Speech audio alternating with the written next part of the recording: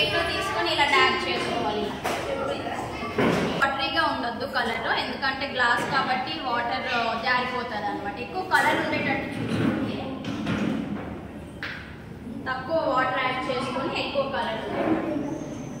మీకు పిస్తా తోటి మనకి షెల్స్ ఉంటాయి కదా, వాటిని కూడా చక్కగా ఫ్లవర్స్ లాగా వేసుకొని ఇక్కడ అంటి పెట్టుకొని దానికి కలర్స్ వేసుకోవచ్చు. ఇదంతా కూడా వేస్ట్ మెటీరియల్ని మనం ఎలా యూజ్ చేసుకోవచ్చు అన్నది.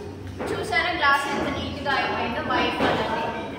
ఇది కొద్దిగా ఆరనిగా ఈలోపు నేను బయట పెట్టుకోవడానికి ఒక 2 ఫ్లవర్స్ నేర్పిస్తాను మీకు.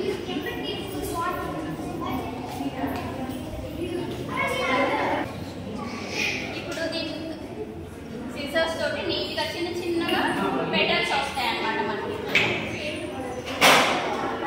ఇలా అన్నీ ఒకే సైజ్ ఇలా కట్ చేసుకోవాలి.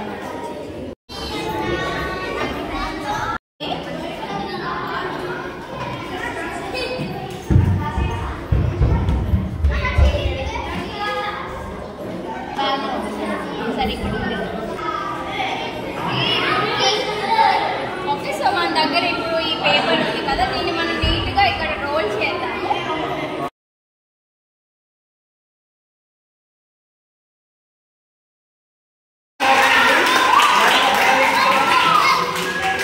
మీకు ఓకే ఓన్లీ వైట్ కలర్లో ఉంది కదా, దీన్ని ఇంకా మనం కలర్ఫుల్గా చేద్దాం.